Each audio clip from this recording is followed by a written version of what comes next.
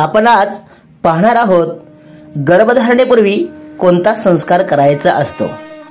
प्रथमतः आपण पाहूया गर्भाधान म्हणजे काय।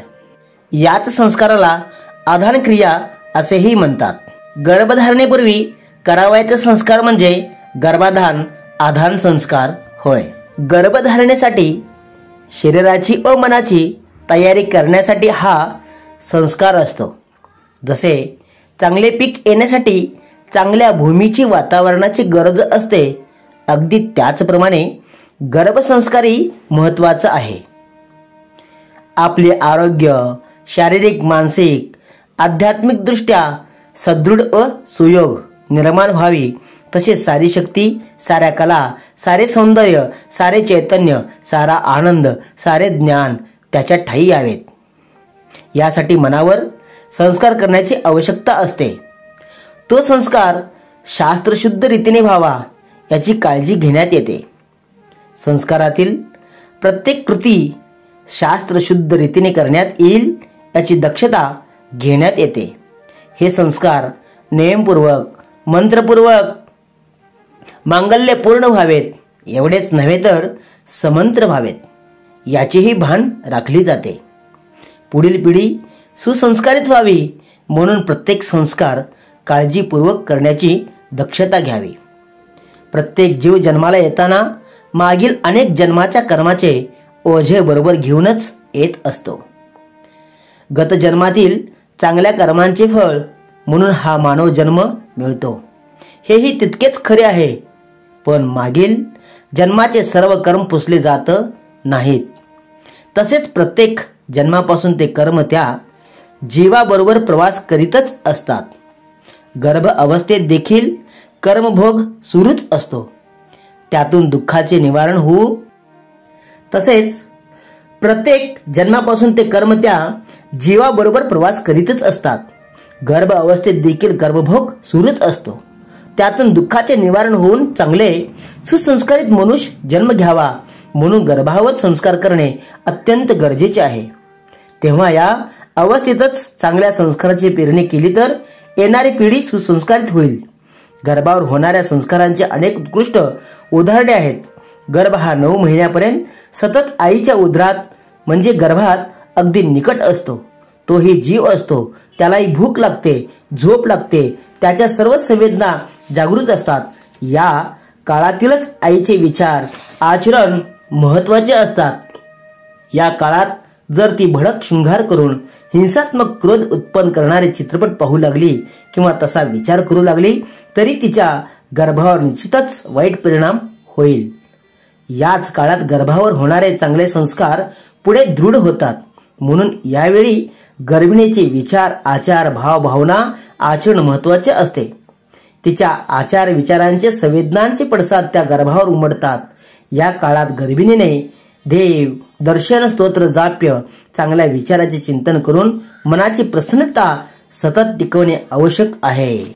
आचार्य भगवान आदी पुराणामध्ये सांगतात की आधान क्रिया म्हणजेच विवाहानंतर होणारा संस्कार हा गर्भाधान संस्कार कोणत्या पद्धतीने केला पाहिजे याची विधी आचार्य भगवान या श्लोकाच्या माध्यमातून सांगतात।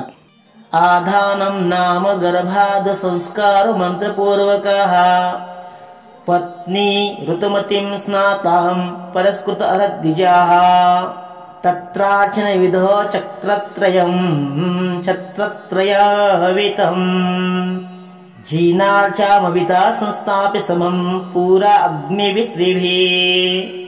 आदिपुराण पर्व 38 श्लोक 70-71। विवाहानंतर प्रथम स्त्री ऋतुमती झाल्यावर 4थ्या दिवशी हा संस्कार करावायचा असतो। विवाहानंतर पती पत्नीचे जे मिलन होते ते फक्त शारीरिक सुखासाठी नसून धर्म व देश उन्नतीसाठी वंशवृद्धी करणे हा असतो, म्हणून हे मिलन देखील शुभ संस्काराने व्हावे असे भारतीय संस्कृतीत अनेक धर्मांमध्ये आचार्य मुनी साधू संत महान विचारवंतांनीही सांगितलेले आहेत। आपण कोणत्याही शुभ गोष्टीचा आरंभ हा प्रभू पूजनाने करून पुण्य वाचन करून आणि प्रतिमेच्या उजव्या बाजूस 3 चक्र आणि डाव्या बाजूला 3 छत्रांची स्थापना करावी।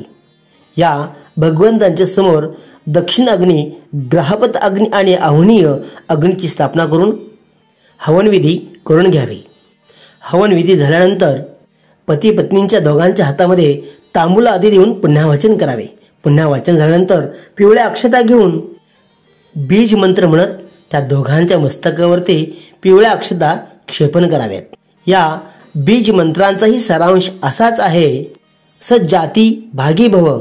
याचा अर्थ असा आहे, उत्तम कुलामध्ये जन्म घेणारा हो, सद्ग्रह भागी भव, उत्तम गृहस्थ अवस्था प्राप्त करणारा हो, मुनींद्र भागी भव, महामुनिपद प्राप्त करणारा हो, सुरेंद्र भागी भव, इंद्रपद समान सुख भोगणारा हो, परम राज्य भागी भव, उत्कृष्ट राज्यकर्ता व्हावा हो, अरहंत भागी भव, अरहंत पदाची प्राप्ती करणारा हो, परम निर्वाण भागी भव, मोक्ष पद प्राप्त करणारा हो।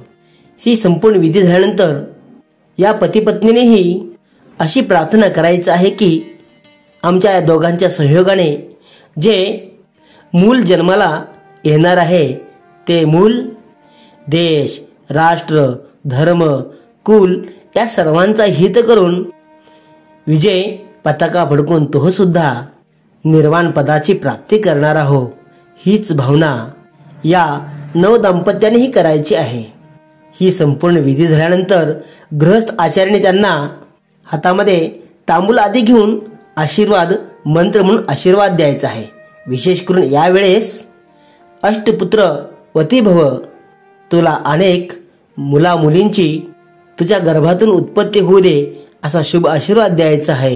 इत्यं श्रीजन मंगलाष्टकमिदहं सौभाग्य संपत्करं कल्याणेश महोत्सवेश सुदयस्तीर्थंकराणामुष ये सुर्वन्ति पठन्ति जैन धर्मान् कामाविता लक्ष्मीरस्ति व्यापाररहिता निर्वाण लक्ष्मीरपि निर्वाण लक्ष्मीरपि निर्वाण लक्ष्मीरपि असा शुभ आशीर्वाद देऊन त्या दोघांच्या मस्तकावरती अक्षत क्षेपण करून आशीर्वाद द्यायचा आहे व आप्त मंडळी इष्ट मित्रासह मधुर भोजन करावे, दान धर्म करावा, घरातील वृद्ध वडील मंडळी नमस्कार करावा। रात्री समागमाच्या वेळी देखील पत्नीने मला उत्तम माता व्हायचे आहे हे लक्षात घेऊन पतीला त्याची जाणीव करून द्यावी।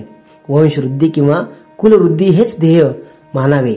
मातेचे मन जितके शुद्ध, शांत, प्रसन्न व प्रफुल्ल, निर्भय व प्रेमपूर्ण असेल तितकेच चांगले संस्कार गर्भावर होतील।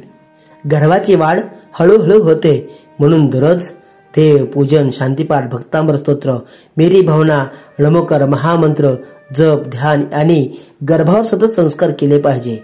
क्रोधी, अहंकारी, कपटी व लोभीपणावर संयमाचा अंकुश ठेवावा। उत्तम शास्त्र अध्ययन, कविता, संगीत यामध्ये रमले पाहिजे। वायफळ, गप्पा, कुचेष्टा, निंदा यापासून दूर राहिले पाहिजे। हे शास्त्र तेज संपन्न विचाराने मनाला जोपासले तर बालकी शास्त्र तेज संपन्न होईल। म्हणून मित्रहो, आपली पुढील पिढी सुसंस्कारित व्हावी म्हणून प्रत्येक संस्कार काळजीपूर्वक करण्याची दक्षता घ्यावी। गर्भधारणेसाठी शरीराची व मनाची तयारी करण्यासाठी हा संस्कार असतो। असे चांगले पीक येण्यासाठी चांगल्या भूमीची, वातावरणाची गरज असते। अगदी त्याचप्रमाणे गर्भाधान संस्कारही महत्त्वाचा आहे। नमस्कार मित्रो,